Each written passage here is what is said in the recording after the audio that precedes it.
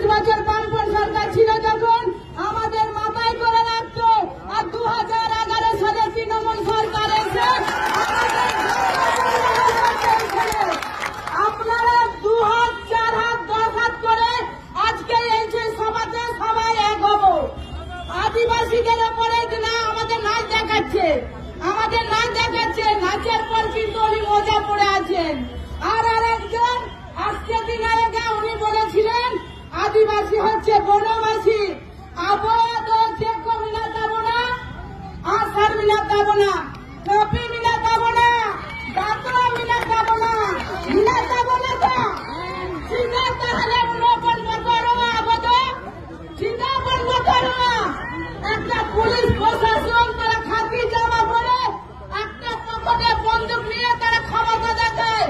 Police মন্ত্রী হচ্ছে মুখ্যমন্ত্রী, উনি নেচে বেড়াচ্ছেন মণ্ডপে মণ্ডপে। আর যারা লোকসভায় জিতেছে, বিধানসভায় জিতেছে, তারা দুবেলা কি খবর নিতে এসেছিল না চোরাই পাখির মতন দেখা করে চলে গেল? কিন্তু ওরা আসবে না।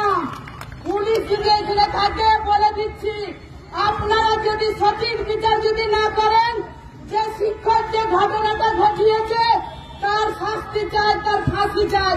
যদি না পারেন ওর জন্য পুলিশও দায়ী হবে।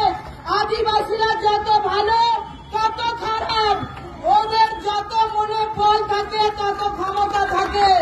আদিবাসীরা কি মনে করেছেন আপনারা আমাদের ওপর নির্যাতন করেন, আপনারা বেঁচে যাব, কিন্তু আমরা কিন্তু পাচ্ছি না। মনে রেখে দিচ্ছি, 11 সাল থেকে আজকে 25 সাল কিন্তু মনে রাখছি।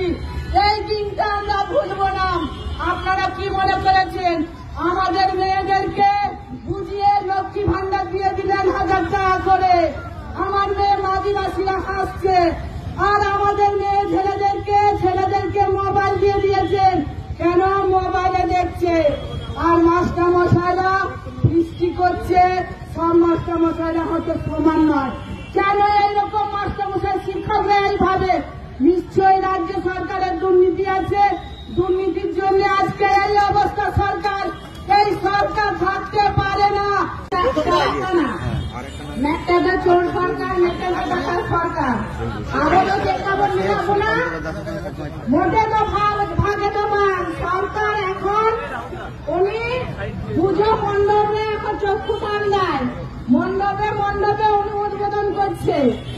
আর আমাদের মুখ্যমন্ত্রী লাঠি নাচ দেখাচ্ছে। আর আমাদের আদিবাসীদের কি অসহায় বুঝতে পারছেন? সব থেকে